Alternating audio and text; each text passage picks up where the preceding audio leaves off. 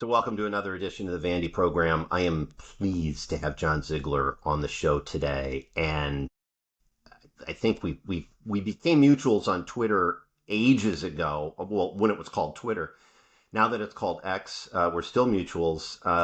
And one of the things that has made me interested in his work is how he devoted, and I just learned this weekend, it was about 8 years of your life to what happened at Penn State. John, welcome to the program. Dave, thanks for having me. I guess it depends on how you defined years, but I've been on this story now for basically 14 years, maybe more than that. Not full time, but I would say 8 years of full time work has definitely got into it, and it's aged me maybe 80 years. I was a young man when the story began back in November of 2011. I'm an old man now. I bypassed middle age because of this fiasco. Well, you don't look like you've aged 80 years, but one of the things I wanted to ask you about specifically with this, because I've been a sports guy since I can remember. You might see some Syracuse stuff in the background, which I just learned you went to Georgetown, so I'm not going to hold that against you. But Syracuse Georgetown is one of those Mad Men elevator things where I think about you all the time, and I think Georgetown people are like, I don't think about you at all. But that's a whole other issue. But one of the interesting things about the Penn State scandal and how it played out, and I've been diving in all weekend kind of to refresh my memory on this. The thing that I didn't know about was the story hit the public psyche in 2011, Mm-hmm. but it dates back to 2001 or 2000, and that's where it really started to get murky for me. So why don't you walk us through a little bit of the timeline Well, by the way, on just how as an everything played irony, out? I think Syracuse, where I almost went to school because I wanted to be a sportscaster, plays a bit of a role in the Penn State scandal because certainly during this time period in the sports media, almost all the major players, especially at ESPN, went to Syracuse and have no love for Penn State at all. And I think that at least subliminally, that played a little bit of a role in why the media coverage in the sports world was so horrendous regarding this story. And it was horrific. You referenced the dates of all this. The first episode of our podcast, which is called With the Benefit of Hindsight, is called The Date. Now, most people, all they remember at this point about Penn State, Joe Paterno, Jerry Sandusky, is child sex abuse. And whenever people start to be forced to think about child sex abuse, understandably, they get extremely uncomfortable. Their heads explode, especially straight men. Their heads really explode. They don't want to think about it. I get it. And that's part of why we did the first episode of With the Benefit of Hindsight about the date, because in my opinion, you can dismantle the public mythology, the media mythology about this entire case simply if you understand the timeline and the dates and how they got the dates totally wrong, not just a little bit wrong, catastrophically wrong. Not just once, but twice in the primary allegation, which is the one most people still remember if they remember anything about this case, which was the story that a then graduate assistant at Penn State by the name of Mike McQueary, a former quarterback at Penn State, had stumbled into a Penn State locker shower and witnessed Jerry Sandusky anally raping what he thought was a 10-year-old boy. And I completely understand why people were horrified by that story that was in a grand jury presentment that made it into the public domain in early November of 2011. But that grand jury presentment, and let's be clear, a grand jury presentment is just basically the prosecution throwing everything they possibly can up against the wall, hoping something that sticks. Because a grand jury is from a judicial perspective, a due process standpoint, is a joke. But it's perceived, especially by the media, to have credibility because it's a grand jury and they have the ability to indict. And then there are arrests after an indictment and everyone thinks, oh my God, this must be real. And the primary date in that grand jury presentment involving the Mike McQueary episode turned out, by the prosecution's own acknowledgement, by only a couple months later, but certainly by Jerry Sandusky's trial, which was bizarrely only 7 months later, which is one of the many injustices in this whole situation. How in the world you can have a case in this day and age, this complicated, with this many allegations, and only have 6 or 7 months between arrest and trial is just absurd. But the prosecution, this is a cold stone hard fact, was forced to acknowledge that Mike McQueary and they, because this wasn't just them waking Mike up in the middle of the night one day and saying, hey, that thing that you saw with Jerry Sandusky, what date was it? I don't know, March 1st, 2002, which was the date that he and the prosecution originally decided on to put it into the grand jury presentment as this infamous night of the so-called rape in the shower. Well, the prosecution was forced because of emails that later came out. By the way, they came out because one of the administrators who had been charged in this case erroneously, Gary Schultz, found the emails and voluntarily turned them over to the prosecution. The emails proved that the communication between Mike McQueary and the head coach at Penn State at the time, Joe Paterno, and the athletic director and Gary Schultz had actually happened 13 months prior to that date. Now, if we stop right there, Dave, that's a major problem. It's a major problem. When your star witness is talking, and you've already alluded to it, is talking about a situation that happened a decade prior to this indictment. A decade. Right. You better have a pretty good sense of where and when this happened. And to get it wrong, by the way, you get the month, the date, and the year wrong by 13 months by your own admission, that should blow apart on its face the credibility of the allegation. But that's the tippy tip of the iceberg. And I believe in the first episode of With the Benefit of Hindsight, we prove not only did the prosecution and McQueary get the date wrong once by 13 months, they got it wrong a second time. And they got it wrong by 6 weeks, because I believe this episode actually happened on December 29th of 2000, and that Mike McQueary waited 6 weeks not to go to police, but to go see Joe Paterno. And that destroys the entire narrative of the entire episode, because if you don't have Mike McQueary urgently going to somebody in authority, it should be the police, but the prosecution decided, well, Joe Paterno is a big enough figure, so even though he has no authority over Sandusky, and Sandusky's a retired assistant coach, somehow that gave Mike enough credibility. His story is enough credibility because it shows some urgency, because in their story, Mike sees this on a Friday night and he goes to see Joe Paterno the next Saturday morning. But there's a massive problem.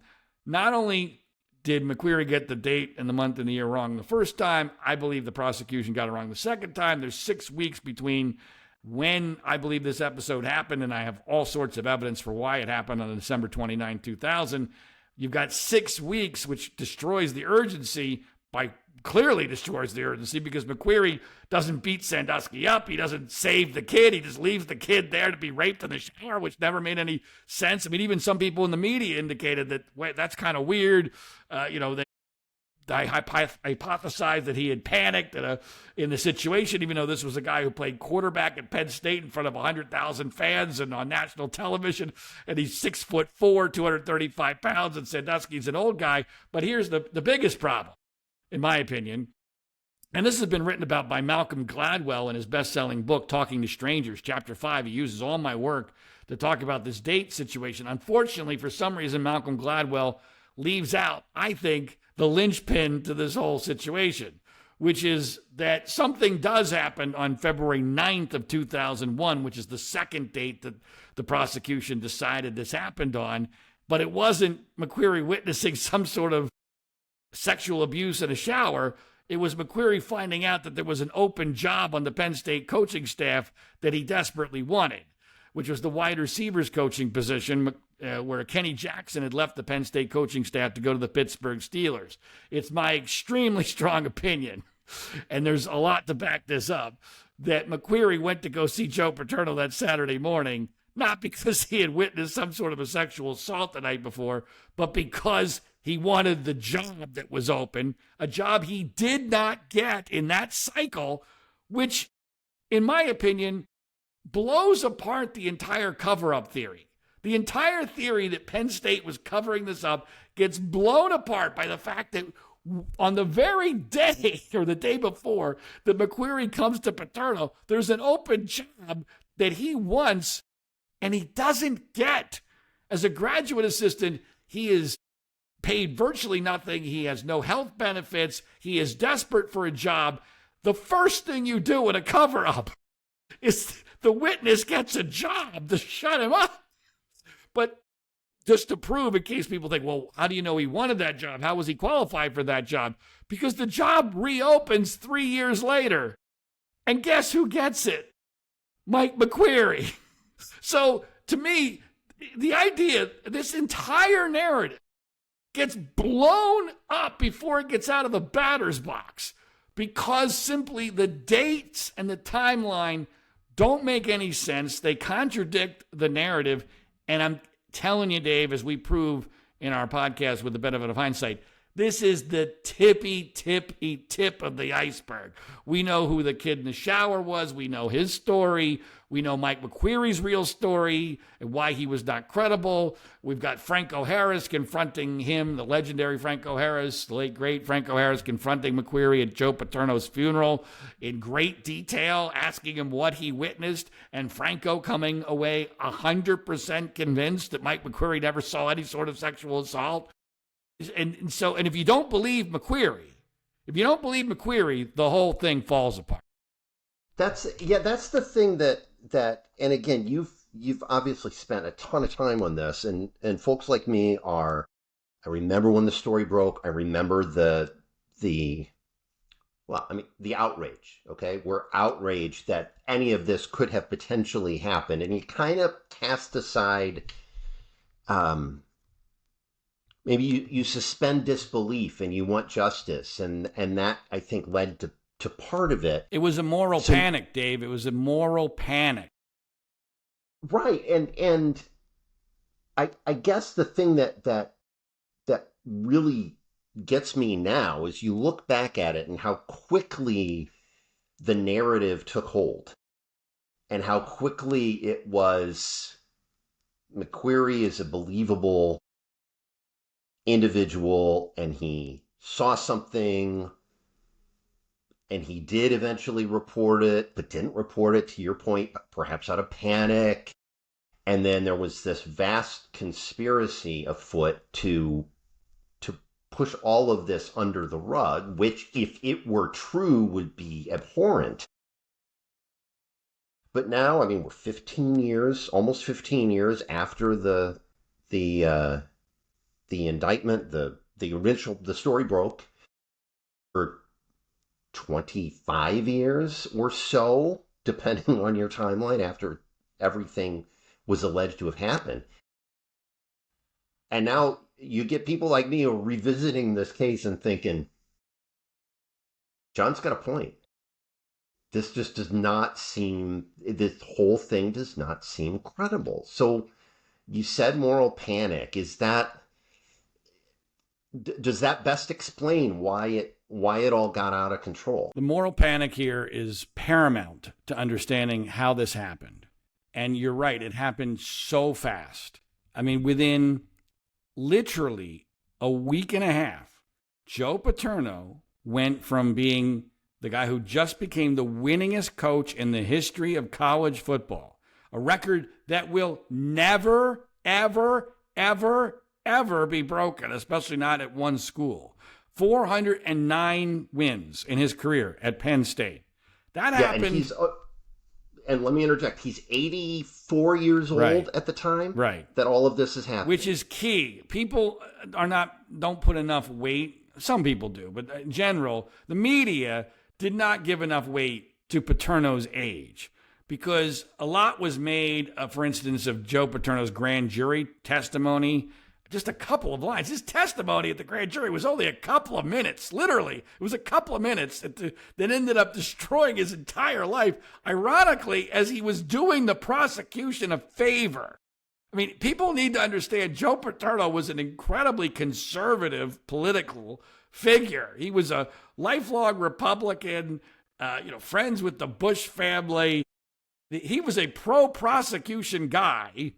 And in my very strong opinion, he's told about this thing from 10 years ago, and at 83, 84, he doesn't remember. But he's not wanting to put a problem into this prosecution case. He's pro-prosecution. He's being advised by his son, Scott Paterno, who's a Republican lobbyist and a complete imbecile, to embrace the prosecution case. He gets asked a couple of questions about something that Mike told him 10 years earlier. And in my very strong opinion, he doesn't really remember. How could he possibly remember? I mean, he's 84. It was not a big deal 10 or 11 years prior. I mean, he ends up dying, Paterno does, not even knowing what the proper year it was in which this thing happened, because he didn't remember. And by the way, within a couple of weeks of that grand jury testimony, no one ever in the media ever put this all together. Penn State was preparing to play in a bowl game, and Joe Paterno did a radio interview that went so horrifically awful that it went viral. And that going viral back in 2010 wasn't the same thing as going viral today, but it went viral on YouTube because Paterno couldn't hear, he couldn't understand. I mean, it was almost like a comedy routine. It was that bad. This was within a couple of weeks of this couple of minute grand jury testimony where he's asked about something that may or may not have happened, or obviously it did happen with regard to there being a conversation between Mike and Joe Paterno, but Sue Paterno, who was there that day, his long, time wife, been married forever and ever. We have an email from Sue Paterno to one of the primary figures in this case describing that meeting between Joe and Mike, which was at the center of this whole case. That was the reason why Paterno was even testifying to begin with, as having taken 3 minutes. Those are her words. Not 5, not 10, 3 minutes. She apparently has a legendary memory. She was there that day. And ironically enough, Paterno was getting out of the shower to get ready for an event in Pittsburgh that day.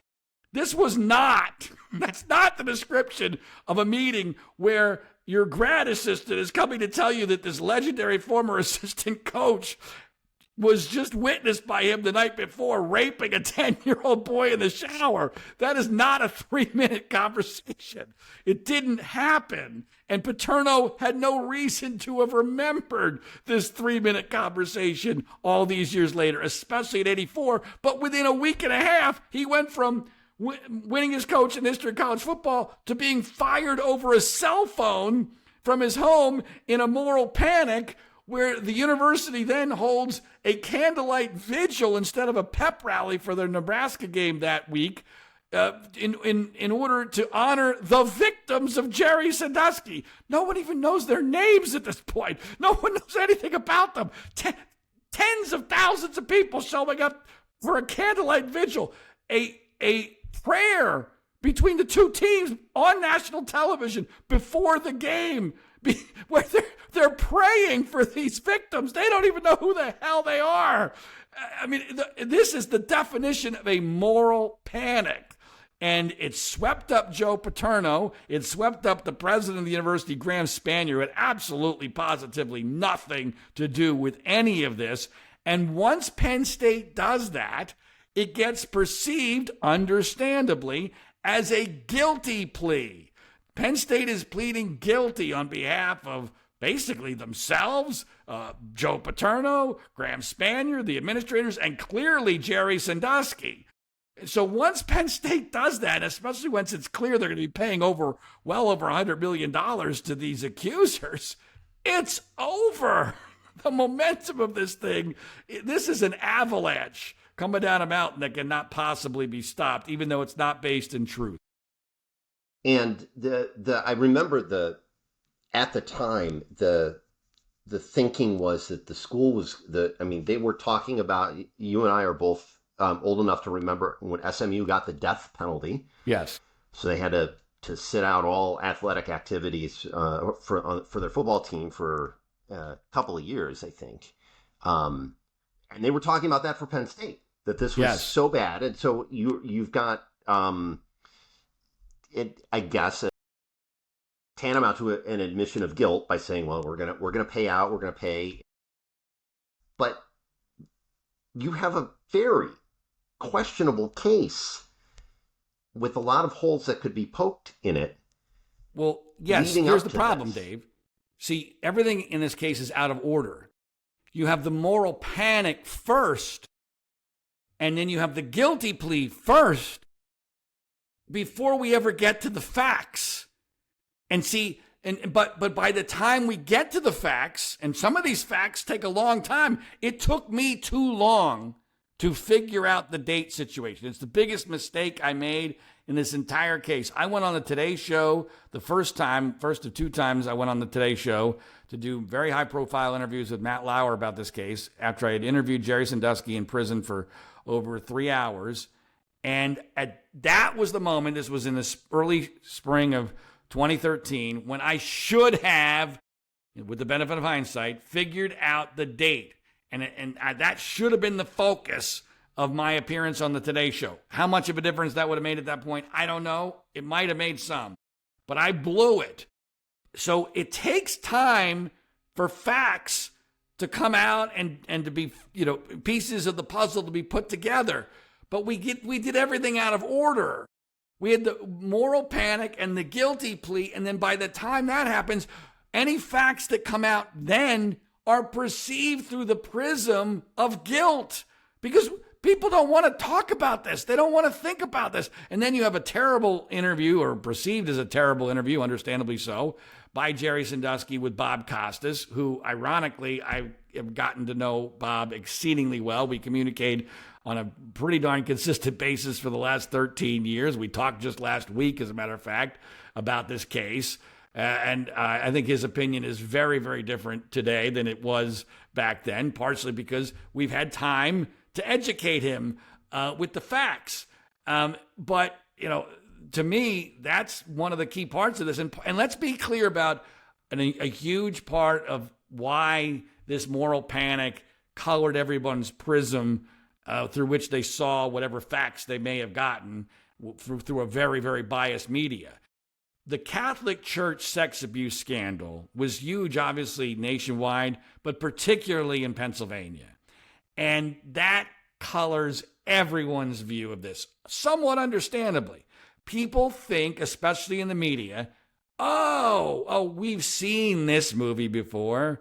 Joe Paterno's the Pope, and the administrators of the Cardinals covering it up, and Sandusky's the pedophile priest, and the Penn State football fans are the Catholic parishioners looking the other way to protect their sacred institution of college football. That seemed, in a simple way, to make sense, but it set people up for believing a mythology for which there was never any justification, because once you swipe away McQueary, then the rest of this case is weaker than a house of cards. And by the way, the prosecution effectively agrees with that, because the prosecution never took this case all that seriously until McQueary fell in their lap. So, if you look at the grand jury activity, the grand jury was basically dead in the water. It wasn't going anywhere. There was no indictments. They had one accuser who couldn't even testify. It's only after they get McQueary.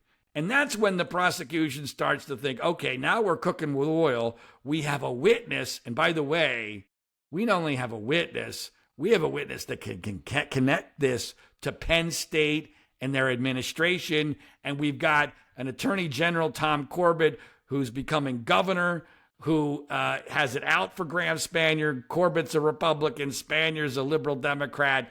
There's definitely a vendetta element of this here. And so you have this perfect storm brewing. And unfortunately, as I keep saying, none of this is based in fact or logic or justice. And once the moral panic starts, it's almost impossible to reverse. Why did it still sound like an odd question, but as we've talked about timelines, why did it take so long? Was it entirely because someone, you mentioned Corbett, had an axe to grind, was looking for kind of the Elliot Spitzer approach to, how big can I find someone to bring down? And was that the reason that McQueary's, was that the reason that they started to take McQueary seriously, because he was the lead domino that was going to bring them the rest of the administration? I think that was definitely part of it, especially from Corbett's perspective. The reason why McQueary was taken so seriously by the investigators and the prosecutors on the case directly is that they had been investigating Sandusky for 2 years based upon this one allegation from a teenage boy named Aaron Fisher, an allegation that is not remotely credible. And, I have talked to people very credibly who have said unequivocally that Aaron Fisher, as an adult, has told them proactively that he was never sexually abused by Jerry Sandusky and that his mom and the prosecutors put him up to it. I can't get these people. I can get one of them to get on the record, but I need more than one to go on the record because this was a specific conversation involving, I believe, 4 or 5 people. And unfortunately, I've not been able to get a second person. But I am very confident the story is true. And by the way, even without that story, Aaron Fisher's allegation is just simply not credible, which is why it went nowhere. No one thought it had anything to it other than a couple of people who were, I think, overly influenced by the Catholic Church scandal. But then they find out about this McQueary story in the weirdest way possible. I mean, I am not a conspiracy person at all. I'm an ardent anti-conspiracy person. But the weirdness with which they find out about McQueary is just off the charts. The wrong prosecutorial entity gets an email from a former Baltimore police officer who was somebody who spent a lot of time on the Penn State message boards and sent them an email saying, and this is, I believe, a direct quote, "You may want to talk to Mike McQueary. He either may have seen or saw Jerry Sandusky in a shower with a boy." Period. Now, I can't emphasize enough. Back in the message board days of the internet, message boards are not known for their restraint or, message boards were crazy, crazy places, right? So for the initial report or tip to say, may have seen Jerry Sandusky in a shower with a boy, which was true, it's kind of amazing to me that somehow turns into, a couple of years later, being reported after a grand jury presentment as raping a 10-year-old boy in a shower. There is a massive canyon between those two things.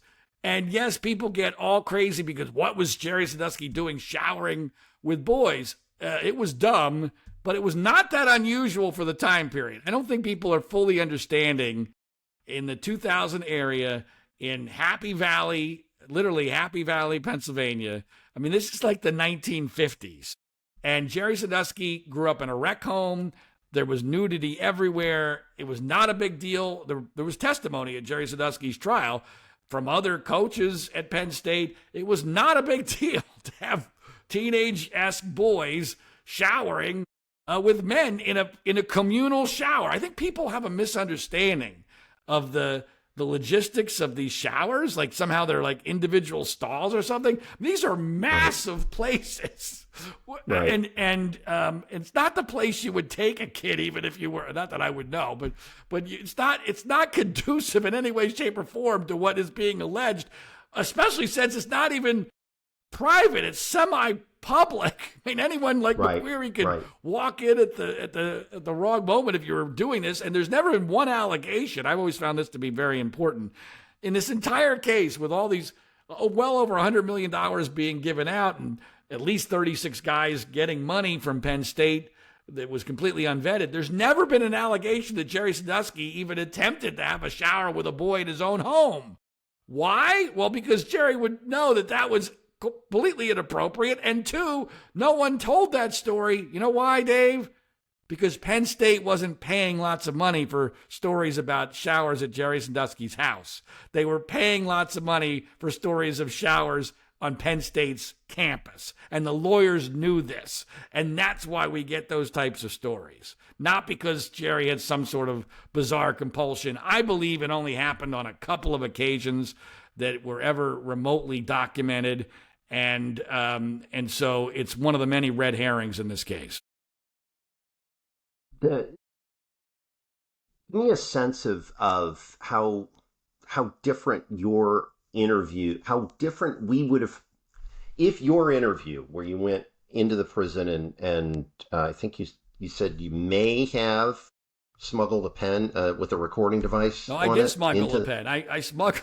You're not allowed to record interviews in Pennsylvania prisons. At least you weren't then. There was a very strict rule. I mean, they wouldn't let Oprah interview anybody with a recording device. And I knew I needed a recording device. Otherwise, no one was going to give a damn about what John Ziegler, non-celebrity, conservative documentary filmmaker at the time, said about what Jerry Sandusky was claiming. I mean, it was not a tenable situation. So I smuggled a pen that had a recording device in it. That's a whole hilarious side story because the pen I super glued the pen to make sure it didn't get found out, and that I couldn't open the pen because the dissolving liquid didn't work, and that I had to pay somebody a ridiculous amount of money to save the audio. But that was the audio that we used when I went on the Today Show the first time.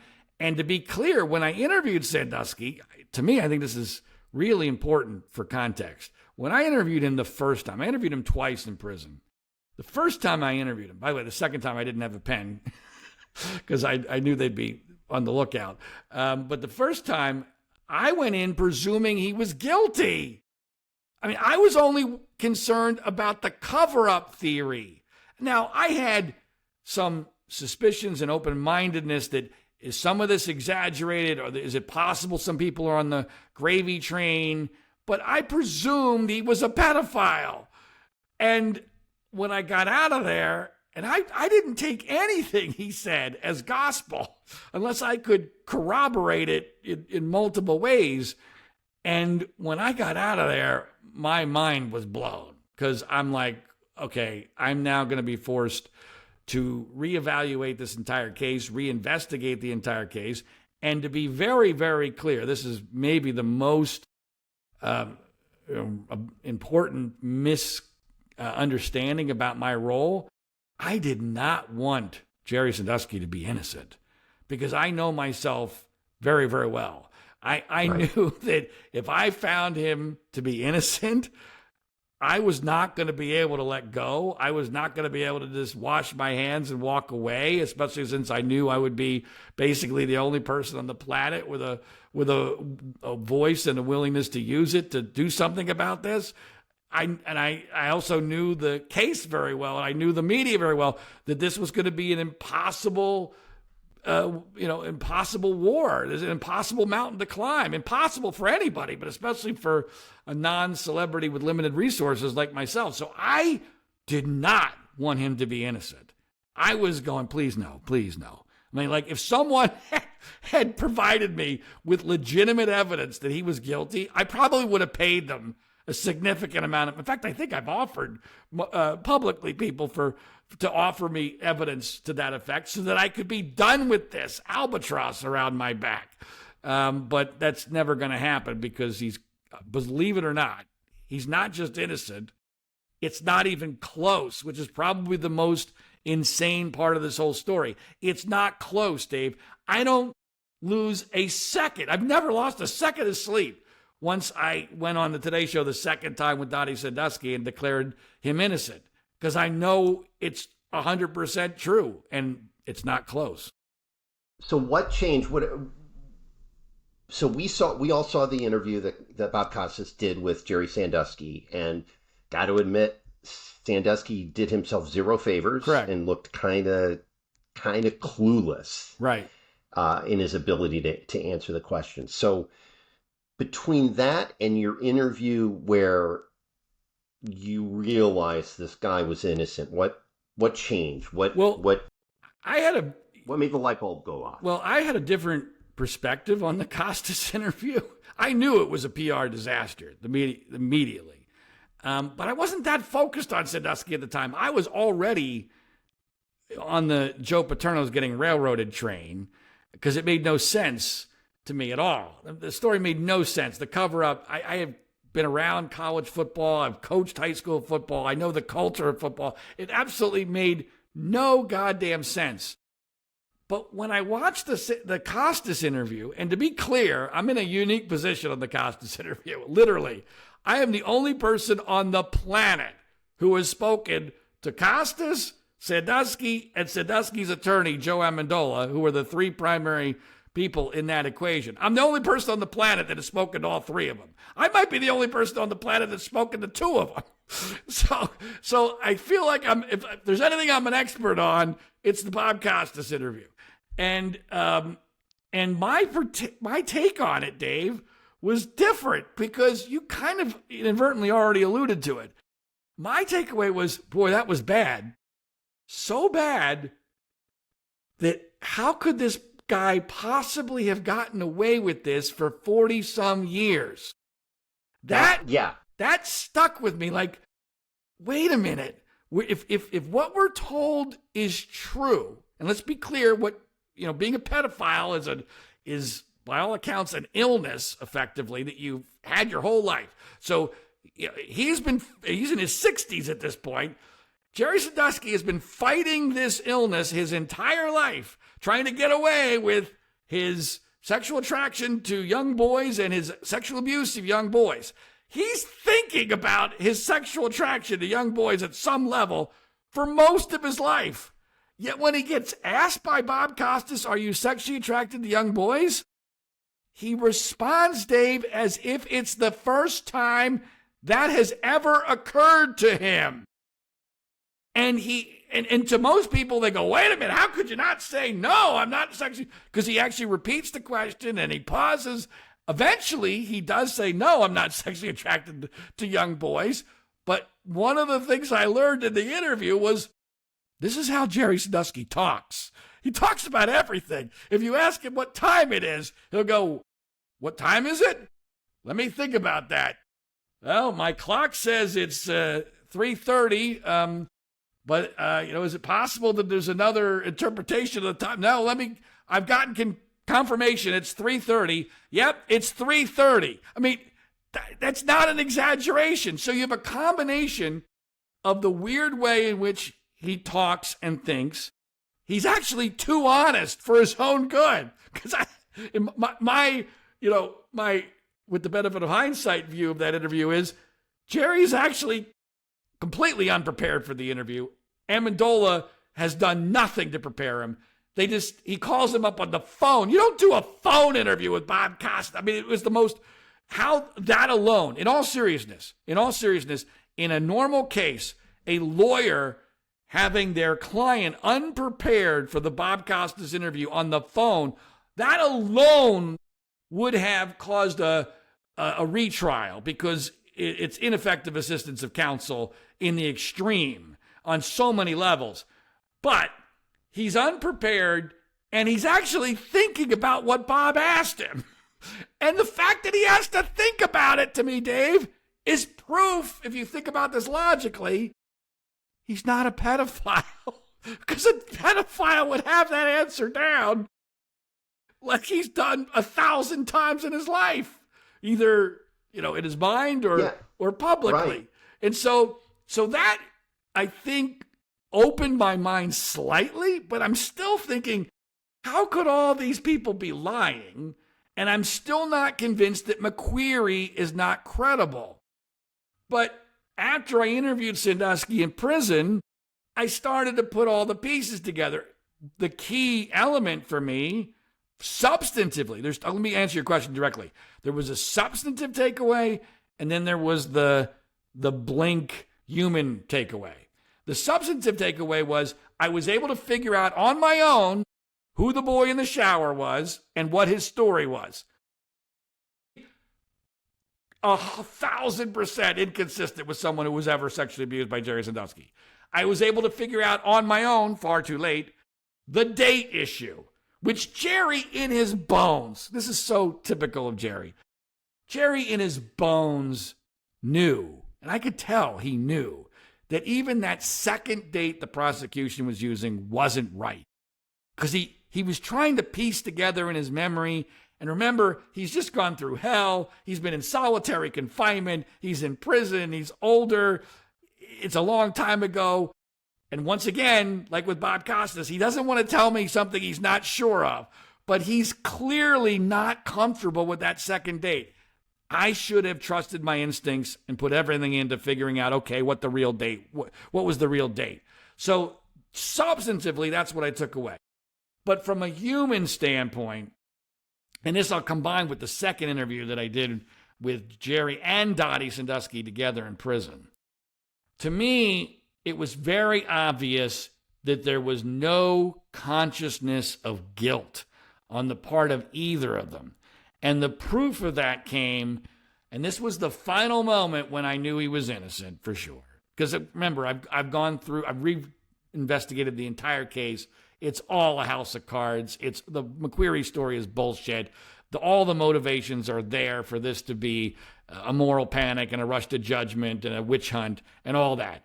And so I asked Jerry and Dottie, they're sitting in the prison together. Dottie's with me on the other side of the screen. Jerry's in handcuffs in his orange suit. He can't even scratch his nose, really. And I asked Jerry first. I said, what was the first moment you started to think that this might not turn out okay for you? In other words, in this entire story, give me the moment when you first went, crap, I might be in big trouble. Now, if you're guilty, there's 1,000 data points in this story where you might say, uh-oh, I'm in trouble. But in my mind, there's especially if you're very religious, like Jerry and Dottie Sandusky are. In my mind, there was only one answer consistent with what I perceived of Jerry Sandusky if he was innocent.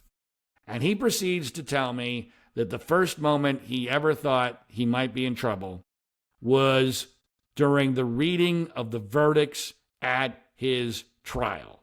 And he's got a tear running down his cheek, which he can't even wipe away. He's talking about this in great detail. He's extremely credible. And I'm like, okay, that's pretty much the answer that I would have expected. But then Dottie, I asked her the same question, and in even greater detail, with even more tears running down her cheeks. She says it was the reading of the verdicts at trial. And then, just to make 1,000% sure, the moment I get out of prison, I get my cell phone. I call their attorney during the trial, Joe Amendola, who at the time I had a very good relationship with. I say, Joe, I just interviewed Jerry and Dottie in prison. I asked both of them, what was the first moment that they thought this might not turn out okay for them? What do you think they said? There was a pause on the phone, and he said, was it the reading of the verdicts? And I said, there you go. Because that's the answer as a religious person who believes that God or Jesus is going to save them from this. And then all of a sudden they're hearing the verdicts and they're going, what just happened? Because they know they're innocent. They believe in the system. They believe in a just God. They believe that some goodness is going to save them because they did nothing wrong. And it was at that moment that I knew, okay, Jerry Sandusky's innocent.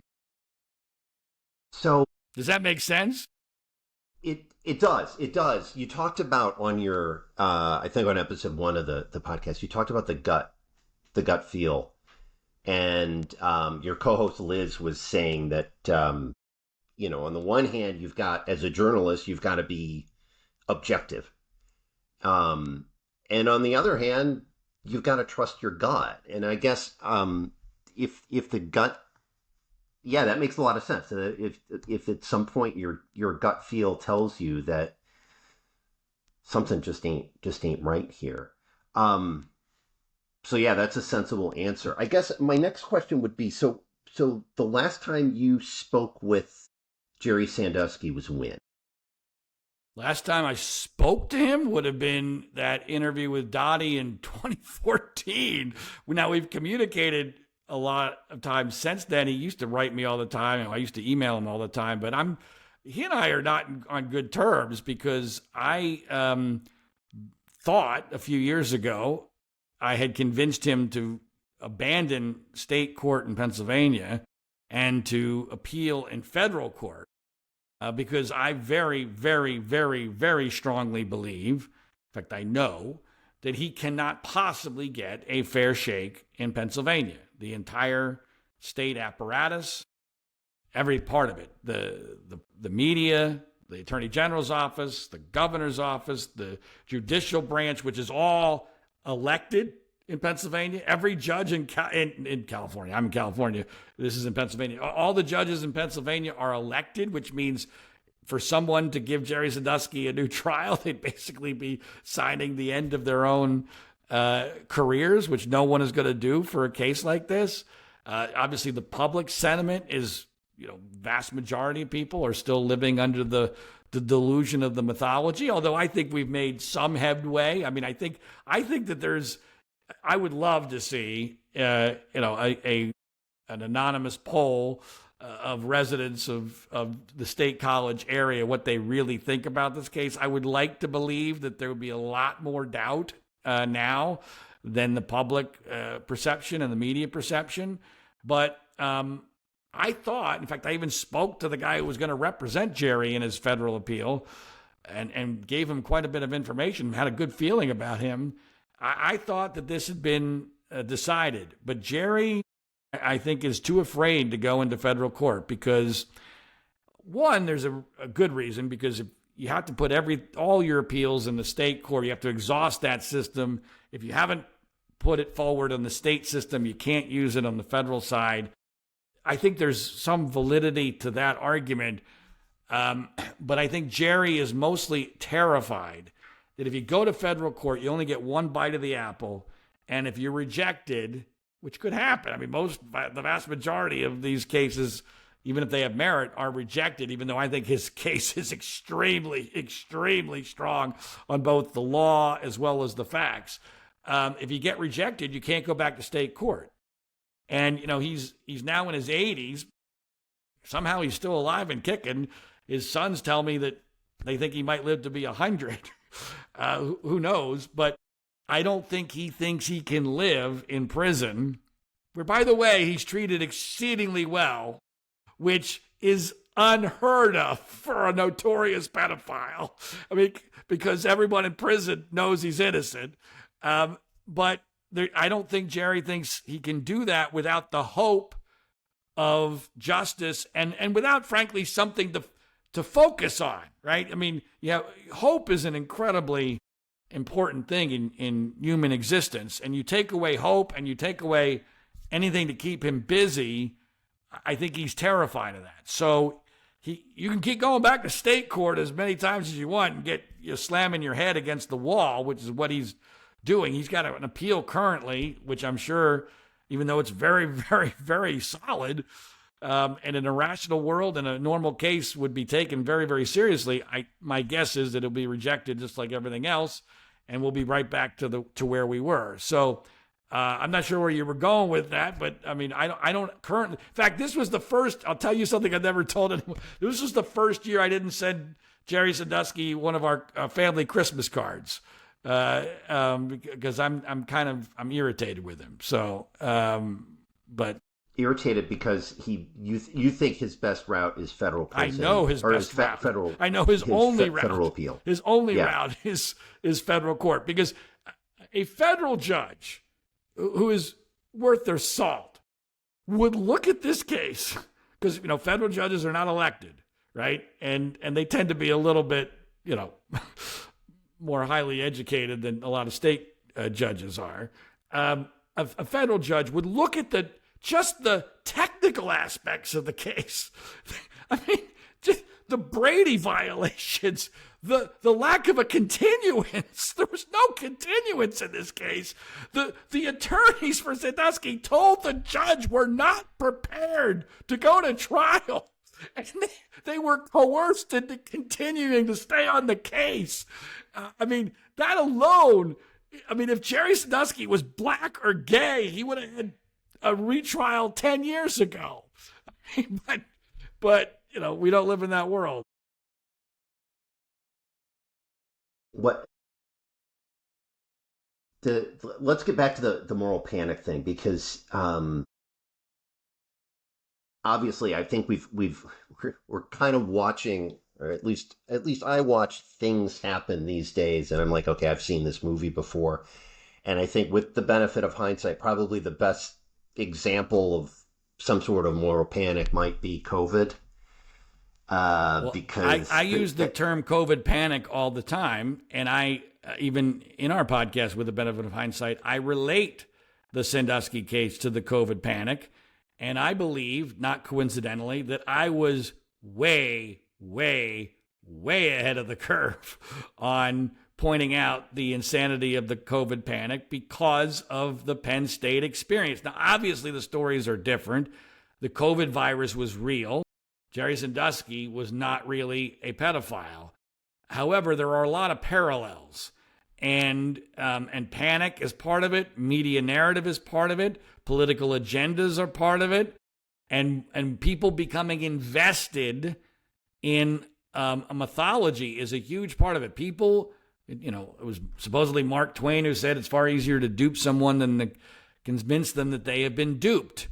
Well, we saw that with both of these stories, and I've even related Penn State fans, with some exceptions, I don't know what percentage it is, but I've always said that Penn State football fans are actually my worst audience. There's this perception that I'm out here doing this to fight the fight for Penn State football fans and that they're somehow paying me. Penn State football fans are the worst on this story. Why? Because they're a lot like parents who masked their kids for 2 years or forced their kid to get an untested vaccine or went along with it when their kid missed a year and a half of school.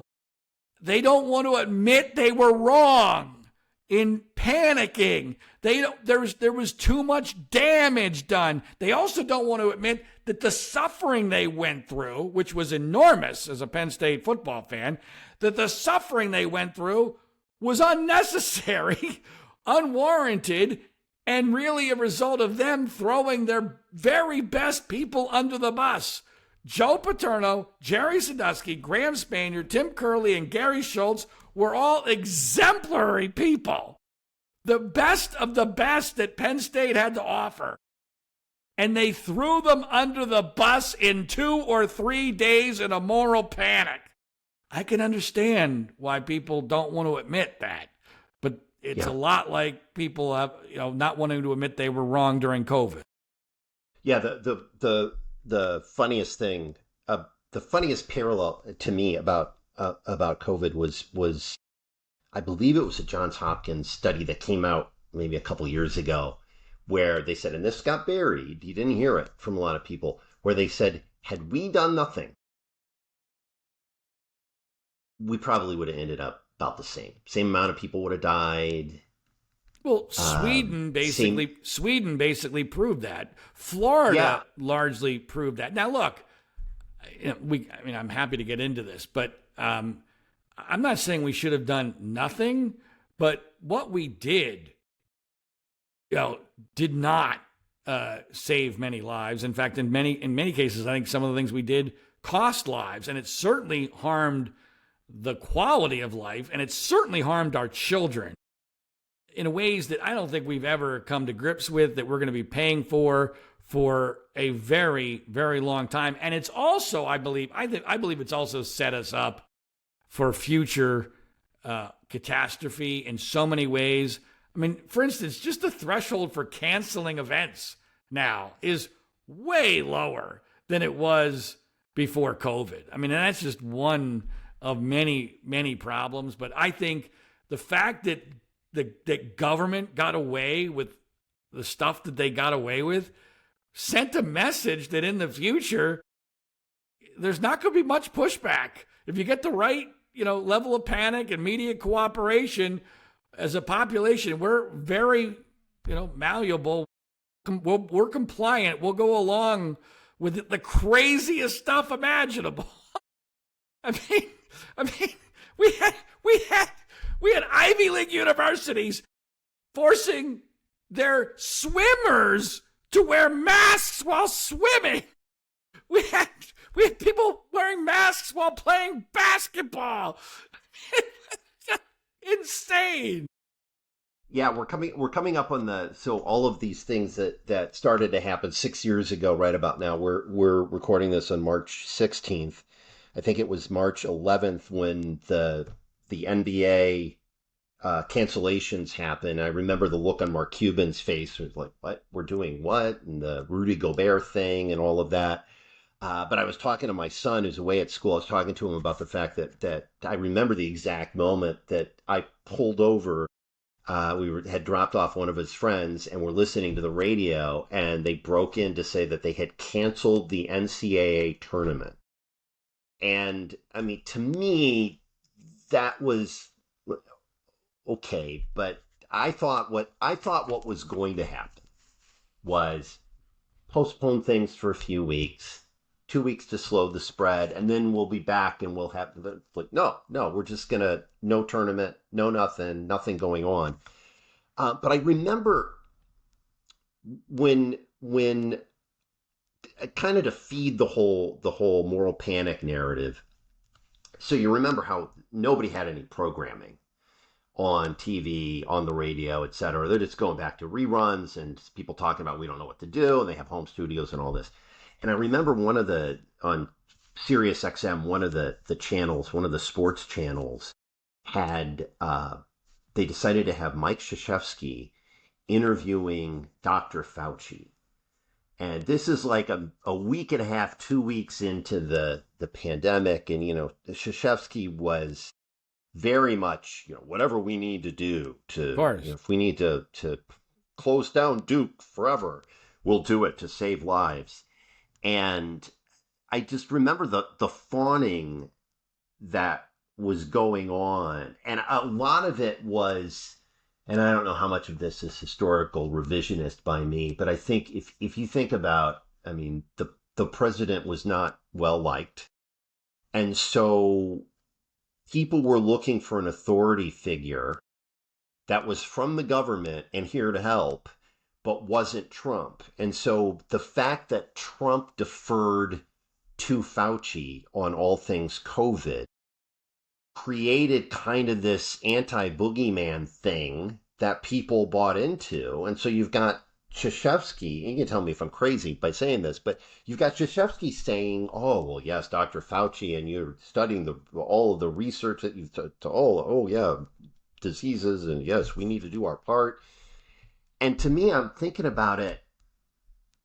Wait, what? We've got a basketball coach talking to a doctor just to fill time, and they're telling us that we need to believe this doctor, and this coach knows his stuff because he's won a lot of titles and all of that. And I look back at it, and it's like, how could we have been as crazy as we were? Well, I could say a lot about what you just mentioned. First of all, I think basketball played a massive role in the panic. It was the Ivy League basketball tournament that was the first to cancel, and that's what started the firestorm. I'm a huge believer that if the Ivy League does not cave, because you remember, the Ivy League is considered by the liberal elites. I mean, those are the smart people, right? So if the smart people are canceling their tournament at the Palestra, which as a kid who went to the Palestra quite a bit. Let me assure you that for a young person, getting in and out of the Palestra in Philadelphia is way more dangerous than getting COVID. So if the Ivy League cancels the Ivy League basketball tournament, then my God, we must do the same thing, because now we don't have cover, right? Because if we have our tournament and something bad happens, everyone's going to go, you should have listened to the Ivy League. Those were the smart people. But here's the funny part, Dave, that I guarantee you 99.999% of the population doesn't know. So when the Ivy League does this, setting off this domino effect, they release a statement in which they declare that the regular season champions for both their men's and women's leagues will be eligible for the NCAA tournament. In other words, they're contemplating the very real possibility that the NCAA tournament is going to go on. They're just canceling their tournament, and their teams are going to participate. How does that make any damn sense? If you really believe that it's impossible to hold a basketball game in the middle of this, that's number one. But I can guarantee you, Dave, that when they held the meeting at the Ivy League to determine whether or not they're going to stop or cancel this, do this unprecedented thing, canceling their basketball tournament, which they had to know was going to create this firestorm and eliminate all sports because no one would have any cover. There's not one person that was in that meeting, not one, that ever thought about voting for Donald Trump in 2020. Not one. Now, am I suggesting that that was a decision made to try to sabotage Donald Trump? No. But if Hillary Clinton had been running for re-election in 2020, I can guarantee you that somebody in that meeting would have gone, if we do this and this thing spirals out of control, we could really be causing a major problem for Hillary's re-election. Do we really want Donald Trump, the guy who very likely would have been her opponent in 2020? Do we really want Donald Trump to be the next president of the United States? Maybe we should hold off on this. There wouldn't have been the rush. There would have been some guardrails. And I guarantee you Gavin Newsom doesn't shut down California and Cuomo doesn't shut down New York in very short order if Hillary's running for re-election. I'm not a conspiracy person. I know the way human beings think. I'm not saying it was directly motivated, but it was a nice side effect. They weren't concerned about the fact that the economy and people's lives were going to go to shit while Donald Trump was running for re-election. They were actually probably looking forward to that. And the Fauci thing, it's unbelievable to me that Fauci it's the biggest mistake, in my opinion, it's the biggest mistake Donald Trump ever made in his entire life. He was the one that made Fauci. This was in Donald Trump's wheelhouse. Donald Trump understands the media better than almost anybody other than maybe me. And here we're in the middle of this massive panic. There's no other programming. These press conferences are going to be carried on every network. They're going to get almost Super Bowl ratings. If you put somebody out front and center as your lead person, your expert on this, you are effectively abdicating your presidency to them. That's what Trump did, and he didn't seem to understand it, at least not at first. He did not understand. I think he thought, well, again, hindsight 2020, but I think he thought that, number one, it was going to go away. COVID was going to go away. And the best way for this to go away was we have a doctor. I'm going to introduce this doctor. He's going to tell you how it's going to go away. We're going to trust him. We're going to trust Dr. Birx. We're going to trust these folks to tell us what we need to do. And they got a whiff of power and he gave the keys to his sports car to his neighbor and didn't have any way of getting the car back. And Fauci took the car for a drive for 2 years and almost 2 years. And And let's be clear, Fauci had a massive conflict, many conflicts of interest, but the biggest conflict of interest that he had was this is the greatest thing that ever happened to him. The greatest thing that ever happened to him was COVID. Does that person want it to ever end? So the person who you've given the power to declaring it over has a huge self-interest in never declaring it over. I mean, that was one of many, many absurdities during the entire situation. And the fact that Gavin Newsom, after what he did here in California during COVID, is the favorite to be the next president of the United States is, while Ron DeSantis, who actually got it right, is not even in the conversation, is mind-blowing to me and a damning indictment of just how completely screwed we are. Well, let's talk about that a little bit, because you're in California and you've had to live with Newsom. And now we're watching his, do you call it a resurrection campaign? What do you call it? Because he's obviously Manchurian-ish, robotic, but very smarmy enough to work with the Democratic base. Why is he a thing? Well, I was skeptical at first that he would be a thing on the presidential level. In fact, when Kamala Harris was handed the Democratic nomination after Joe Biden withdrew in 2024, I actually said, erroneously, it now turns out, it looks like, I said one of the good benefits of this is that it's hard to see where Gavin Newsom ever has a path, because if she loses, Democrats are going to be smart enough not to nominate another Californian after Harris gets beaten by Trump as a Californian. And if she wins, he's effectively cock-blocked for the next couple of cycles, and he'll be old news by the time the Democratic nomination is up for grabs. So I thought that was good news. Well, Harris lost, and the California thing doesn't seem to have stuck with most Democrats as far as why Harris lost. And Harris lost for a lot of reasons, but one of them is that she's a California woke Democrat.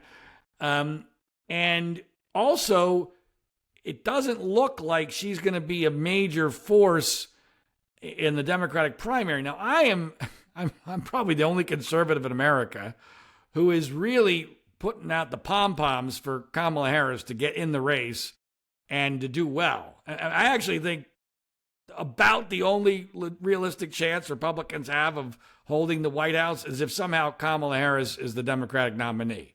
One, because she's really bad, and I think she would be formidable if she ran. I mean, people have to remember 95% of 2028 Democratic primary voters have already cast a ballot for her for president. I mean, so that has power, and she has name recognition, and she would have the access to money. And in this day and age, all of that is really, really important. But I actually think that if she doesn't run, I think Newsom has the nomination to lose. Now, if she does run, I think she's a problem for Newsom, because I do think that, and I don't know what the percentage is, I put it at 60%, but it's a guess, although it's an educated guess. I think that only about 60% of Democratic primary voters would ever vote for a Californian to be their nominee. I think 40% of them would have an aversion to doing that. So then you have, under that premise, you have Harris and Newsom fighting over 60%, which doesn't give them a lot of wiggle room, right? I mean, you got to get 40% to win the nomination, even in a crowded field. Harris causes that problem for Newsom. Harris also causes a problem where she's from his home state and she's a woman of color who has been vice president. That basically means he can't attack her. All right. I mean, because he'll get accused of breaking the religion. I mean, that's literally part of the religion now. So I mean, Republicans aren't smart enough to do this, but if Republicans were smart, they would be at least pretending that they're terrified of Kamala Harris in order to try to persuade her to run. Because I think Newsom would actually be easier to beat in a Democratic primary than he would be in a general election against J.D. Vance with a shitty economy, where job loss is increasing, thanks to AI and maybe other factors. So that's where I am on the race. I am rooting hard for Harris to run because I think the best chance to keep Newsom from being president is for him not to win the Democratic nomination. What about Josh Shapiro? Well, Josh Shapiro is someone I have great loathing for because of his role in the Penn State Joe Paterno, Jerry Sandusky case.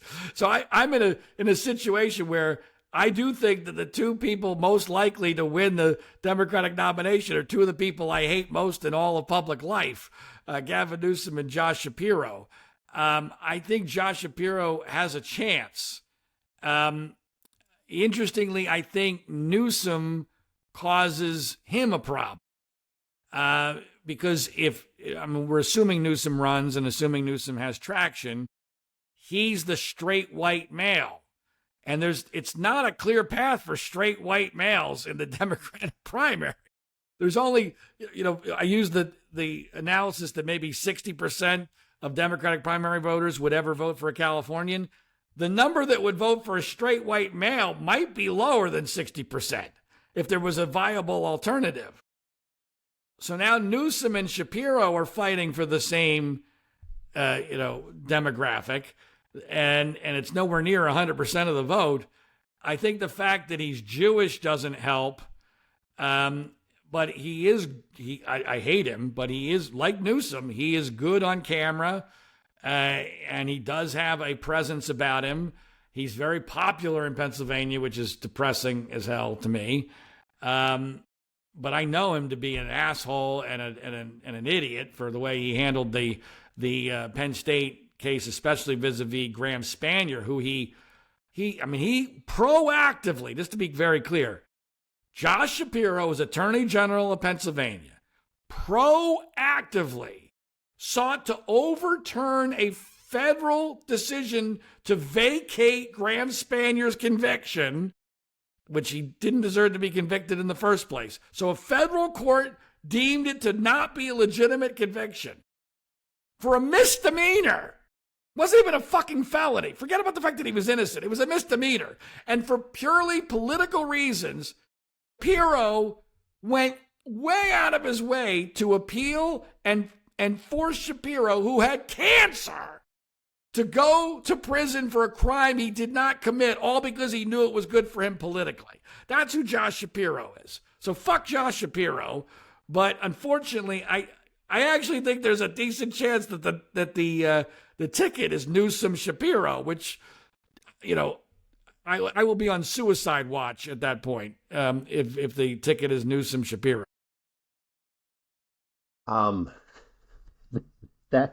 That being said, maybe we'll talk about something that's a little different than Democratic politics. But the before we started, I asked you if it was okay to ask about the whatever conservative podcast war seems to be going on. But there's a lot of craziness.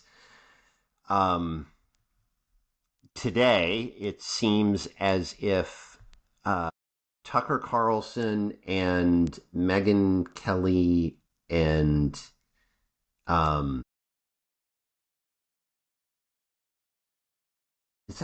I get the name wrong? The woman from that used to be on Fox News. No, that's Megyn Kelly. Megyn Kelly. Okay. Why was I was waiting for you to say Candace Owens, but Candace Owens is somewhere involved there, and they're all and Piers Morgan. And they all seem to be mainlining some sort of anti-Semitism, and or maybe they're paid by the government of Qatar. They've sold what the hell is going on?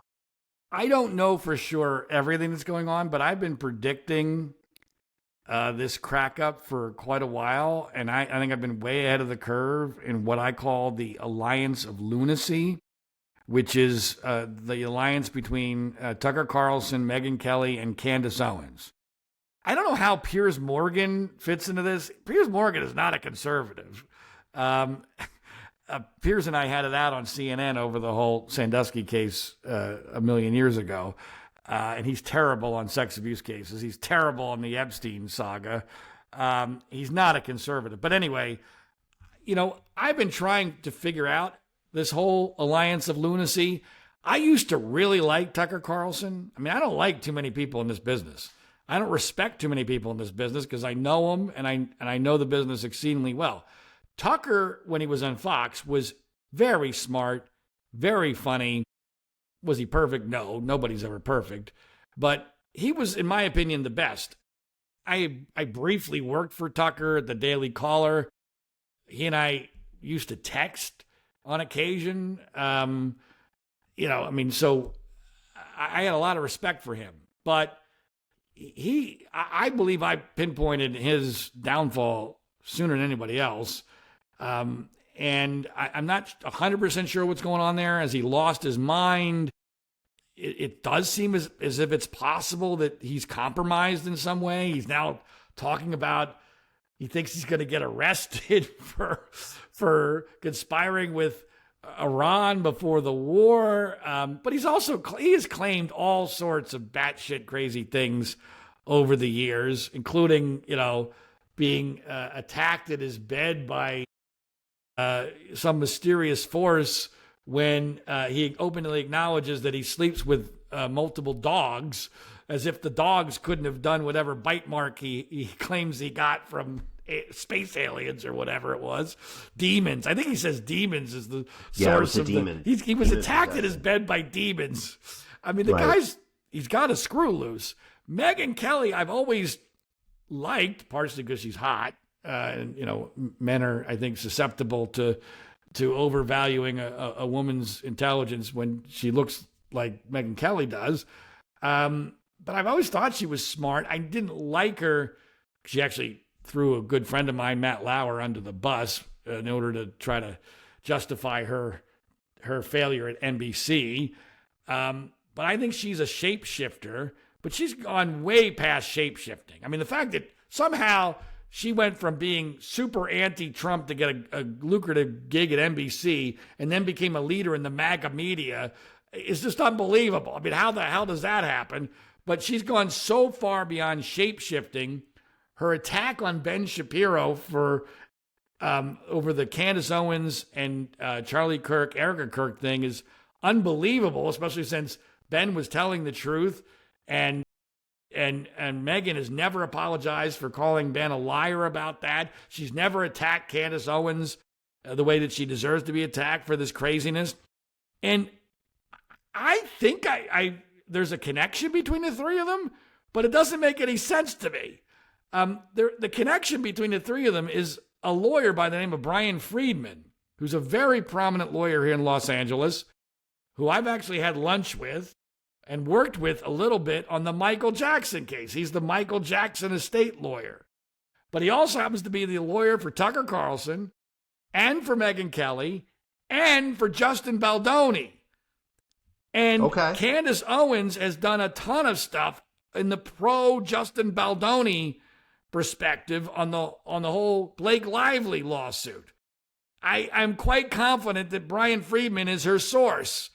Because I'm just using basic Occam's razor, the way I know these things work.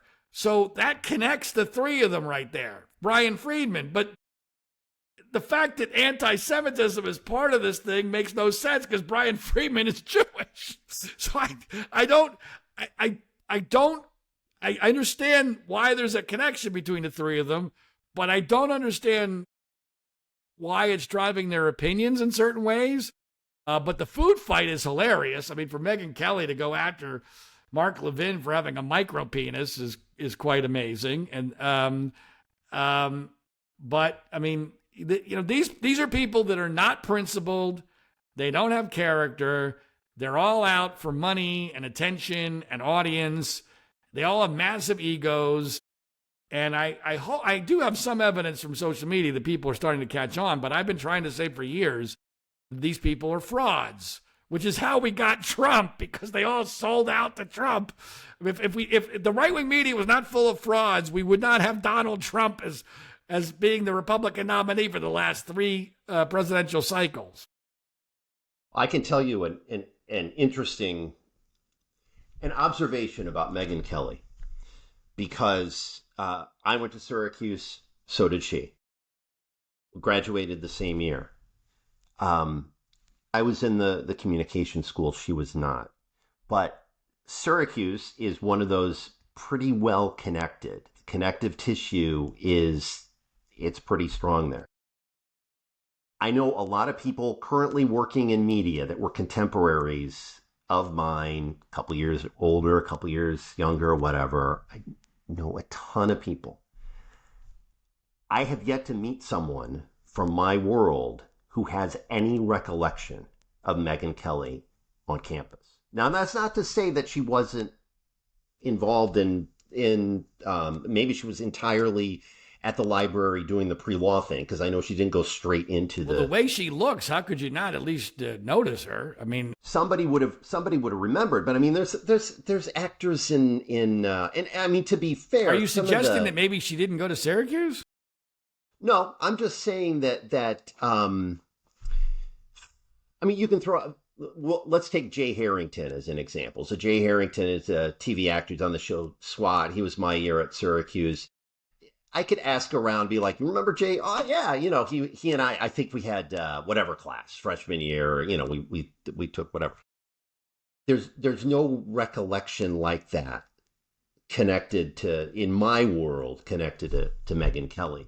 And I think the only explanation for that was I think she grew up around there and was pre-law and just was not into the whole communications thing, and then kind of went from legal circles. I don't trust her for very good reasons, and I do believe that calling her a shapeshifter is probably both accurate and understated.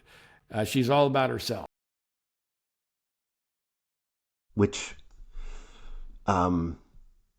that's a fair assessment. I found it interesting that back when I used to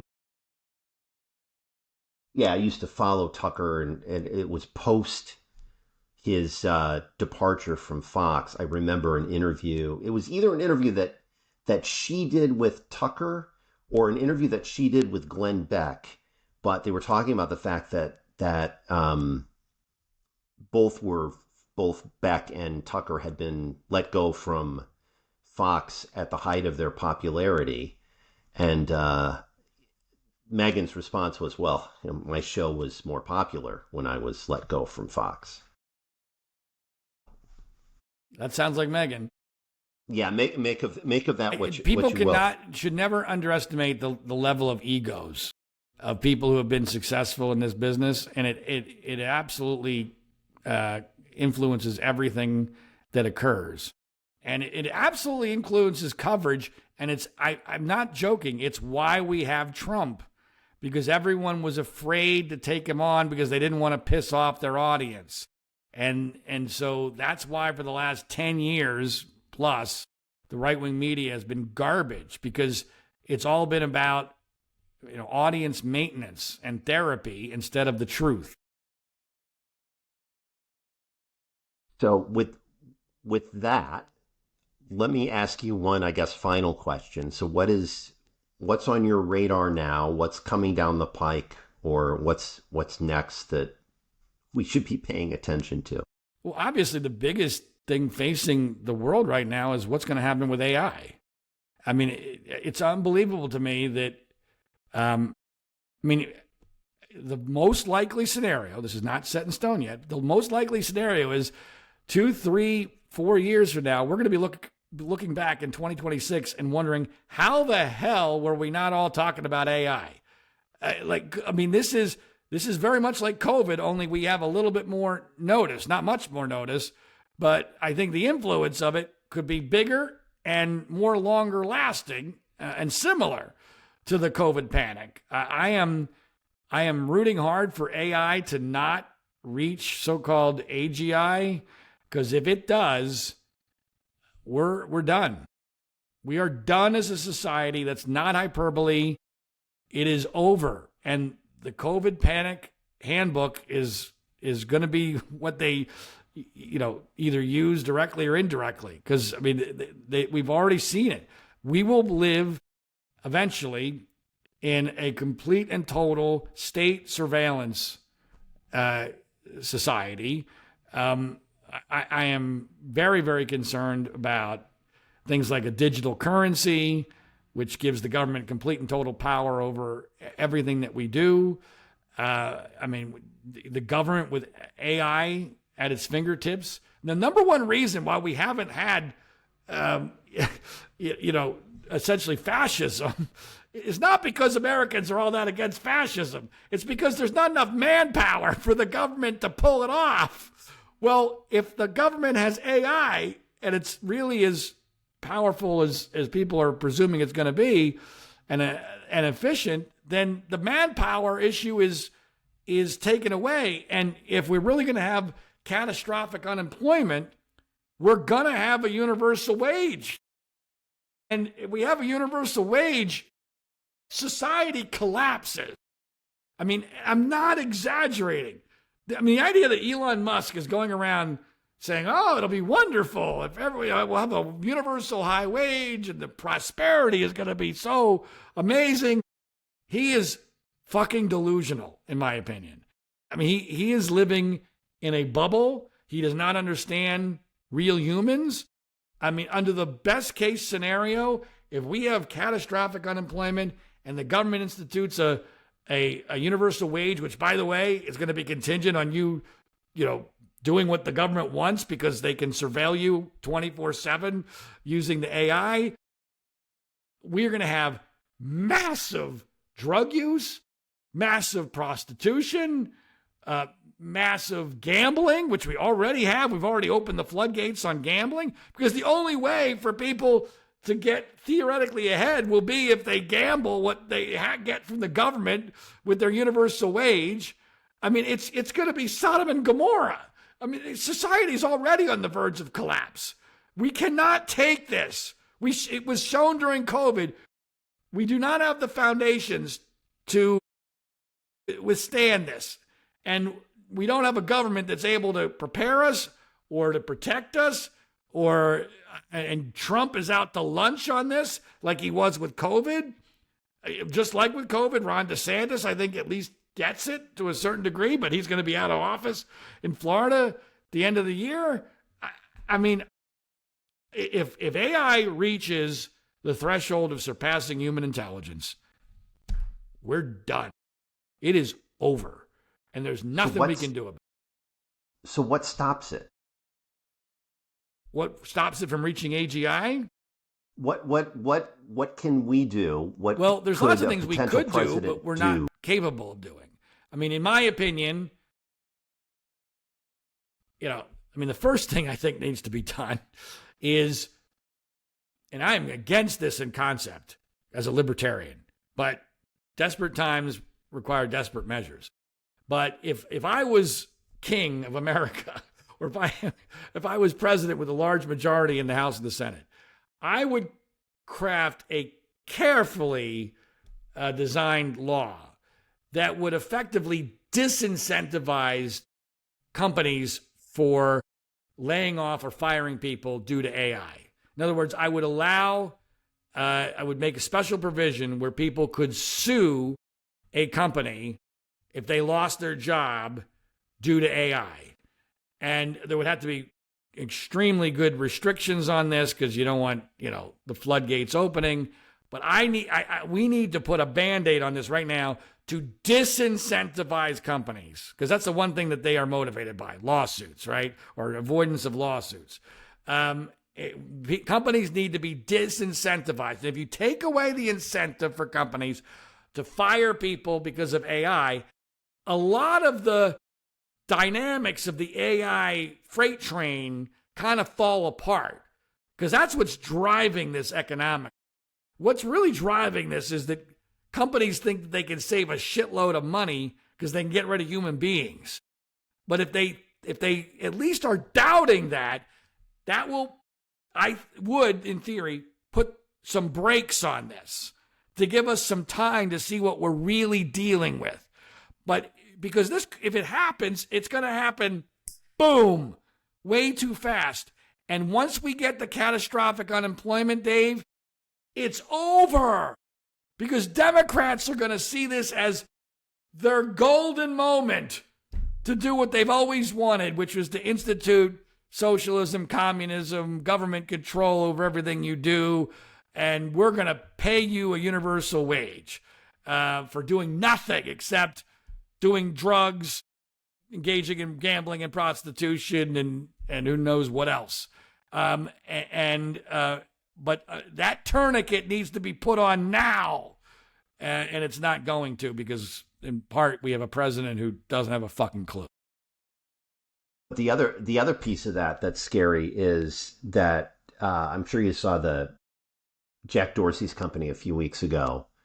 It was on a Friday. They said we're letting go of, it was 40% of their workers, and they did it.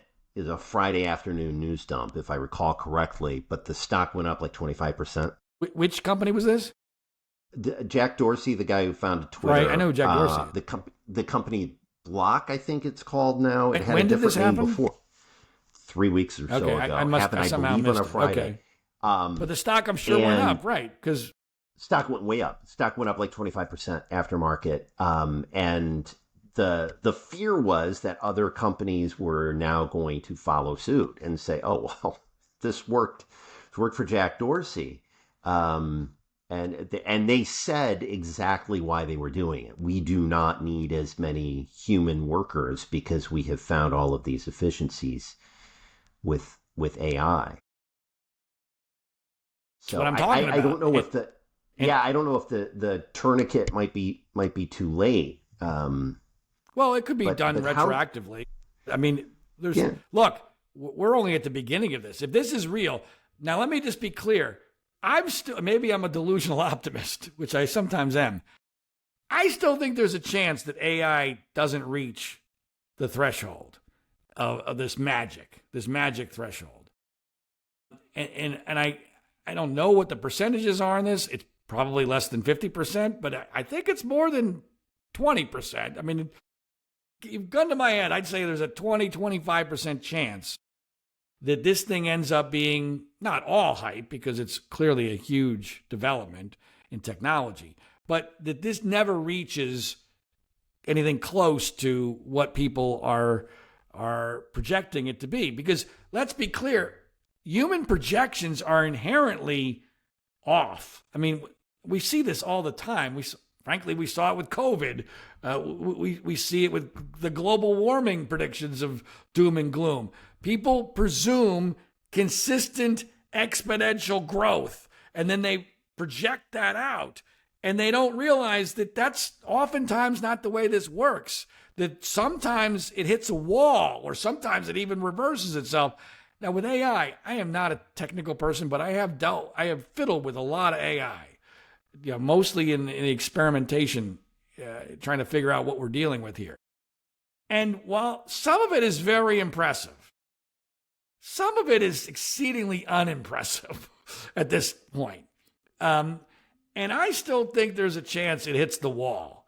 And because let's be clear, a lot of what AI is doing, it's taking what humans have done and plagiarizing it in a spectacular way that oftentimes is accurate, but sometimes is not.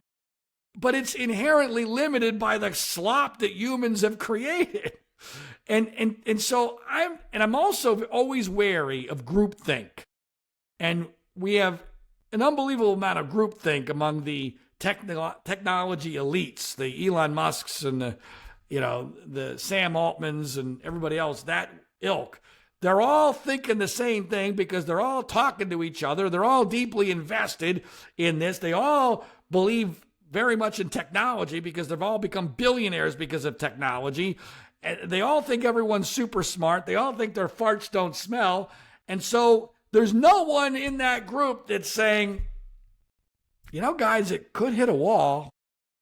No one's saying that because no one's incentivized to. And partially because I'm rooting for it, but partially because it would be consistent with the way human beings, especially elite human beings who have massive egos, tend to think. I'm still thinking that it's an undersold bet that AI largely hits a wall. And that's the only way our society gets saved is if it does hit a wall. It may not. I mean, there's probably, like I said, there's well over a 50% chance that it will not hit a wall and we're totally screwed. Well, then there's the other, I spend a decent amount of time on the doom and gloom, watching the doom and gloom videos about the economy and how much we're spending and how in debt we are as a country. And you get people talking about a possible crack up boom where prices of everything just go way the heck up and people get really, really rich. And then it's all Weimar Germany and hyperinflation and all of that. So there's also that possibility. I'm very concerned about the value of the dollar. Yeah. I think, and I'm not an expert in this area, but I've already mentioned the digital currency, which is part of this problem. That's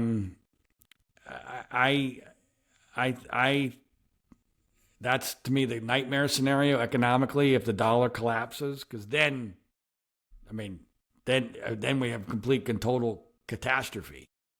I don't think we fully recognize or appreciate the value that America gets because the dollar is effectively the world currency. That's not always necessarily going to be the case. There are a lot of potential weak points in this house of cards, and they're all going to be tested by AI. And I'm not optimistic about how it's all going to turn out. Is there any optimism we can close on? Anything that I guess if there's one optimistic note, I wish if I come up with one, I'll let you know.